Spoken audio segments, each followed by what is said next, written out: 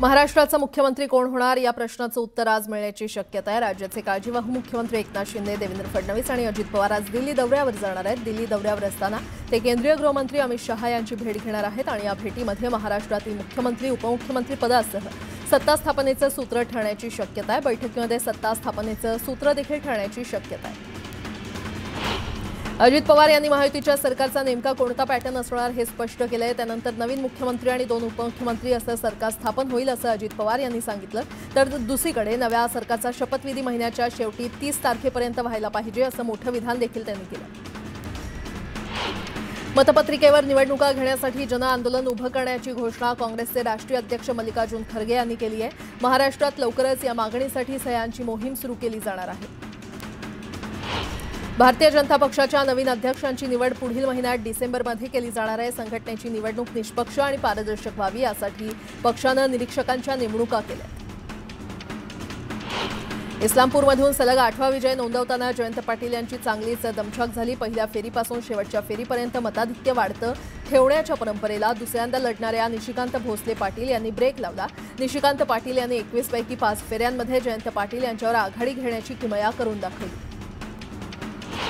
नगर मतदारसंघातील विकास कामांबाबत खासदार निलेश लंके यांनी केंद्रीय मंत्री नितीन गडकरी यांची भेट घेतली। लंके यांच्या मागण्यांवर सकारात्मक निर्णय घेण्याची ग्वाही मंत्री गडकरींनी दिली।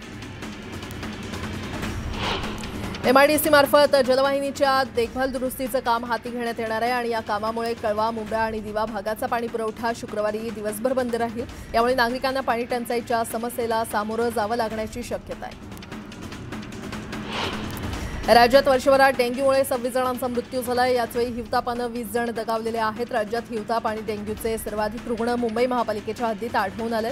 डेंग्यूचे सर्वाधिक मृत्यू मुंबईत तर हिवतापाचे सर्वाधिक मृत्यू हे गडचिरोलीमध्ये झाले। आरक्षणासाठी जर एखाद्या व्यक्तीनं धर्मांतर केलं असेल किंवा करत असेल तर त्याला आरक्षणाचा लाभ मिळणार नसल्याचं सर्वोच्च न्यायालयानं एका सुनावणी दरम्यान स्पष्ट केलंय। सर्वोच्च न्यायालयानं एका महिलेची याचिका फेटाळून लावली आहे। पुण्यासह राज्यातील प्रमुख शहरांमध्ये आता दुचाकी स्वारांसह सहप्रवाशाला देखील हेल्मेट बंधनकारक करण्याचा निर्णय राज्याच्या वाहतूक विभागानं घेतलेला आहे। याबाबतचे आदेश राज्याचे अप्पर पोलीस महासंचालक अरविंद साळवे यांनी दिलेले आहेत। सिडको महामंडळानं माझ्या पसंतीचं सिडकोचं घर या योजनेतील 2 अटी शिथिल केलेल्या आहेत। नवीन अर्ज करणाऱ्यांना यापुढे बारकोड असलेलं प्रमाणपत्र सादर करण्याची अट आणि स्टॅम्प पेपरवरची अट सिडकोनं शिथिल केली आहे। गेल्या वर्षभरात सुमारे 2 लाख बालविवाह रोखण्यात यश आलं असलं तरी आजही भारतातील प्रत्येकी 5 मुलींपैकी एकीचा 18 वर्षांच्या आधी विवाह होतो असं महिला आणि बालविकास मंत्री अन्नपूर्णा देवी यांनी सांगितलं।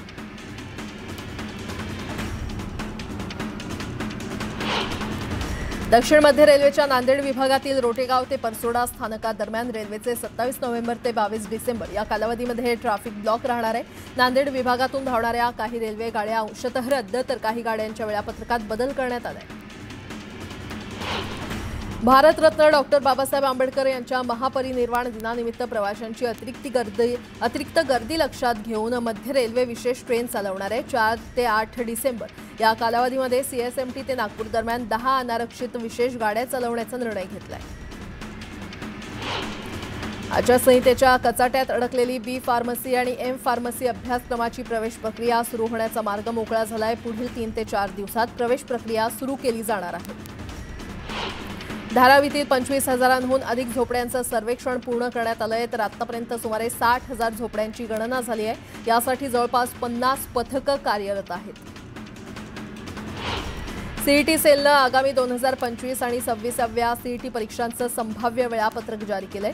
विविध अभ्यासक्रमांच्या प्रवेश परीक्षांना 16 मार्चपासून सुरुवात होणार आहे।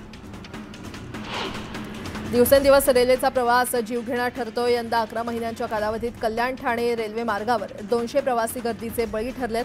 यातील बहुतांश प्रवासी कल्याण, बदलापूर, अंबरनाथ आणि डोंबिवली येथील राहणारे आहेत।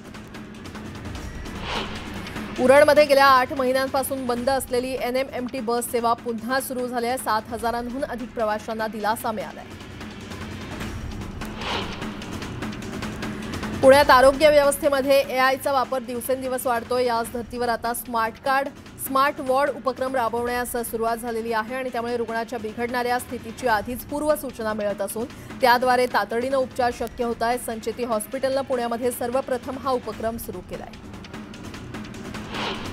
नाशिकमध्ये उबाठाचे पराभूत उमेदवार सुधाकर बडगुजर यांनी ईव्हीएमची फेर मतमोजणी करण्याची मागणी केली होती। ती मागणी मान्य झाली आहे। बडगुजर यांना एकूण मतदान केंद्राच्या 5% केंद्राची फेर मतमोजणी करता येणार आहे। प्रति युनिट 40,000 आणि 18% जीएसटी भरून सर्वोच्च न्यायालयाच्या निर्देशानुसार 5% केंद्राची फेर मतमोजणी करता येणार आहे। सोलापुरात विधानसभा निवडणुकीत 533 एसटी बसेस राखीव करण्यात आलेल्या होत्या। या बस गाड्यांच्या प्रवासी भाड्यापोटी महामंडळाला शासनाकडून 2,10,89,230 रुपये मिळणार असल्याची माहिती एसटीच्या वरिष्ठ अधिकाऱ्यांनी दिली आहे। मुंबईमध्ये बांधकामांच्या धुळीमुळे होणारं प्रदूषण रोखण्यासाठी पालिकेनं 5,000वर बांधकामांना नोटीस बजावून प्रदूषण नियम पाळण्याच्या सूचना दिलेल्या आहेत। हे नियम पाळणं बंधनकारक असून सर्व वॉर्डमध्ये यासाठी बांधकामांची झाडाझडती घेतली जाणार आहे।